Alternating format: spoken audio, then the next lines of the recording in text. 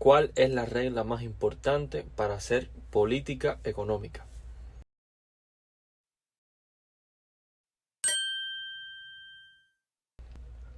La economía y la política económica. La economía es una ciencia que se puede definir de muchas maneras. Por ejemplo, a mí me gusta decir que es la ciencia que estudia el proceso de creación de la riqueza. Y como es una definición muy amplia, deja espacio para que le quepan muchos aspectos y áreas de estudio. Luego, como la producción de riqueza siempre es en sociedad, porque el ser humano existe en sociedad, la ciencia económica aborda dicho proceso como social, es decir, incluyendo que intervienen muchos individuos, ya sea de manera directa o indirecta. Además, primero, como la sociedad no funciona como una sumatoria de partes de igual peso, sino como los saldos de las dinámicas resultantes de procesos hegemónicos, que incluyen conflictos y negociaciones, por supuesto. Segundo, que el ser humano es un animal consciente. La generación de riqueza, por tanto, no es algo determinista en lo que el hombre no puede influir con sus acciones, sino que, al contrario, se trata de un proceso constantemente conducido por el propio ser humano, donde los grupos de mayor poder resultan claves, aunque no son toda la ecuación. Por su parte, la tecnología del poder y los grupos dominantes es desde la antigüedad, por excelencia, el Estado, específicamente su brazo cosificado e institucionalizado, es decir, el gobierno. Los gobiernos tienen entre sus funciones esenciales relacionarse con la economía. Así, desde el propio surgimiento del carácter moderno de la ciencia económica, el ¿qué papel juega el Estado en la economía? Ha sido una pregunta rectora. Por ejemplo, para Adam Smith, padre de la ciencia económica moderna, el Estado tiene la función de garantizar el entorno en el cual se desenvuelve la generación de riqueza.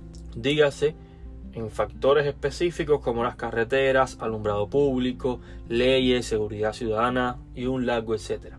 Se puede resumir en que la función del Estado es garantizar o imponer determinadas reglas de juego para los sujetos que intervienen en la economía, así como las condiciones donde se desenvuelve ésta. Por eso, fuera del plano de la ideología política y la propaganda, los debates en el campo económico, desde los grandes hasta los pequeños, han sido ¿qué debe hacer el Estado ante una situación dada? En otras palabras, si simplemente debe dejar que unas reglas continúen o si las debe cambiar, y en qué medida y cuáles deben ser esas reglas de darse el cambio.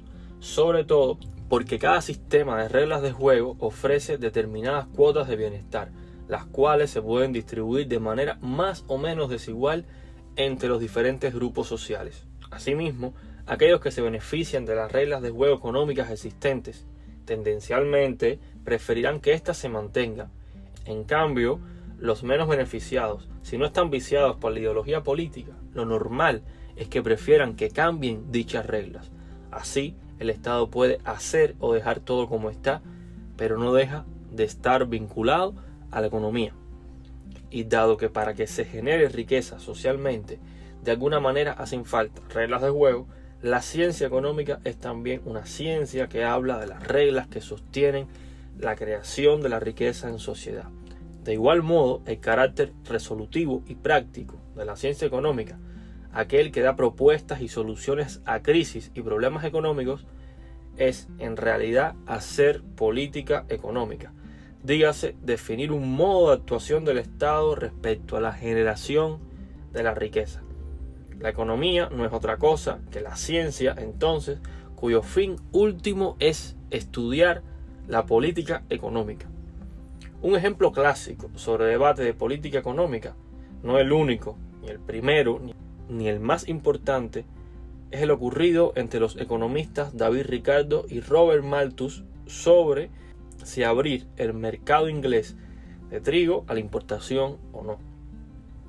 Para el primero, que apostaba por la industrialización, el abaratamiento de los alimentos era esencial para impulsar dicho sector, debido a que reducir los costos del trigo era reducir los de los salarios y o aumentar la capacidad de consumo de los obreros. Mientras para el segundo, esto representaba un debilitamiento nada más y nada menos que el monopolio colectivo y los ingresos de los productores agrícolas ingleses, es decir, de los grandes terratenientes. Más allá de los puritanismos teóricos, la discusión sobre qué debía permitir o no el Estado inglés era sobre si debía crecer el poder de la clase industrial en detrimento de los terratenientes o mantener a estos últimos frenando a los primeros. Una regla de juego u otra tendría fuertes implicaciones sobre grupos o clases sociales, como resulta claro. Es necesario recordar que, cuando ese carácter práctico de la economía se centra en qué debe hacer una empresa en el mercado o un grupo de estas, mediante, por ejemplo, consejos sobre la gestión de la inversión o cualquier factor de producción, se trata de las ciencias de la administración, las cuales están estrechamente relacionadas con la ciencia económica, a modo que se complementan, pero tienen campos diferentes, la economía de la empresa y la economía como un todo, respectivamente. El ABC de la política económica. Aunque la idea de la ciencia económica como la ciencia de la política económica era conocida por grandes economistas de la historia, como los antes mencionados, sobre todo porque muchos fueron consejeros y hombres de Estado, no se hizo explícita esta idea y sistematizada hasta la obra del economista Jan Tinbergen. Tinbergen era en realidad un doctor en física holandés y el primer premio Nobel de Economía en 1967 por sus aportes a la materia. Entre sus estudios sobre política económica destaca lo que se puede considerar el ABC de dicha práctica. Se trata de la conocida regla de Tinbergen. Consiste en que, según afirmó el Nobel holandés en 1952, y cito, para alcanzar un número determinado de objetivos, las autoridades requieren de igual número de instrumentos de política económica independientes entre sí. Fin de la cita. Es decir, para lograr un objetivo se necesita un instrumento que sea solo para esa política y que ese instrumento no sea causa o efecto directo de otro instrumento. Es una regla que, una vez conocida, resulta como una revelación aparentemente simple y al alcance de cualquier mente humana, sobre todo porque resulta muy intuitiva. Ello no quiere decir que su uso sea tan sencillo. Así, el empleo de la regla de Tinbergen en determinados problemas prácticos genera una serie de incógnitas tales como la selección del resultado deseado, es decir, el óptimo de la política económica, la medición de ese resultado, los instrumentos, la evaluación de dichos instrumentos y la teoría económica a emplear, entre otros tantos aspectos a los que Tinbergen le dedicó mucha investigación. Pero en la propia formulación de la regla existen trampas que se pueden evitar. Por ejemplo, que dos objetivos de política tengan nombres diferentes no quiere decir que no sean en realidad lo mismo. Un caso es cuando en una economía sin escasez y de pobreza significativa en sus ciudadanos se da un aumento de los salarios y a la vez del consumo. Estos dos efectos serían en realidad dos caras de la misma moneda, es decir, el mismo resultado, el mismo efecto. Es por ello que en el escenario mencionado, esta supuesta economía sin escasez y de una pobreza significativa a sus ciudadanos, hablar de aumentar salarios y de aumentar el consumo de hogares no son dos objetivos diferentes. Lo que indica que, aunque la formulación original solo establece la independencia de los instrumentos de política económica, en realidad los objetivos deben ser también independientes. De lo contrario, el error puede causar que se aplique una política económica de más, cuyo efecto puede ser incluso contrario al esperado, sumado a la movilización de recursos u otros contras. Es necesario aclarar que esta observación no señala que la regla de Tinbergen tiene una formulación incompleta. Dicho autor habla de objetivos de política económica porque, tanto para economistas como hacedores de política económica bien preparados, esos objetivos son una lista bien definida: nivel de empleo, nivel de inflación, saldo de la cuenta corriente de la balanza de pagos, entre otros. Por tanto, para la comunidad a la cual estaban dirigidas sus observaciones, no era necesario hacer tales aclaraciones. Eso no niega que, varias décadas después y en dependencia de cada contexto, no se puedan plantear objetivos de política económica que sean diferentes de los clásicos, que pueden ser también otros no mencionados De ahí la necesidad de conocer la aclaración antes expuesta sobre la regla de Tinbergen, evitando un uso mecánico e inadecuado de esta. La regla de Tinbergen para la ciudadanía.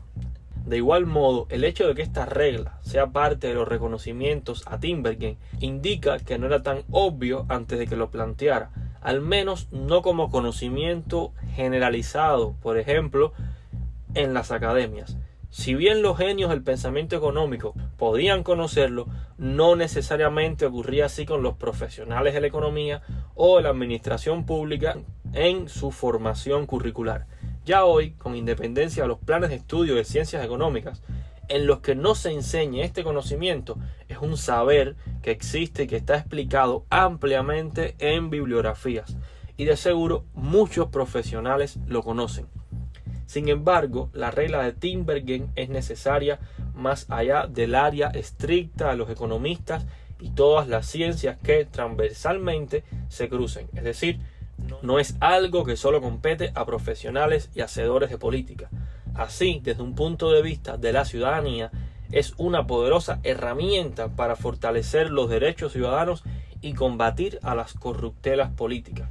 Eso no quiere decir que cada individuo deba ser capaz de recitar la regla de Tinbergen como una especie de mandamiento o máxima sagrada, nombrarlo como quien invoca a algo divino o cualquier otra variante que indique una especie de divinidad alrededor de la regla de Tinbergen. Del mismo modo que no hizo falta que se formularan las leyes de Newton para usar arcos, flechas, catapultas, etc., que incluso se usaron siglos antes de la formulación del científico inglés, los ciudadanos pueden emplear la regla de Tinbergen sin ni siquiera saber que se trata de esta. Lo importante es que con ella, una vez que desde el discurso político se habla de resultados a alcanzar, casi siempre promesas, saber que cada meta requiere su propio instrumento o procedimiento.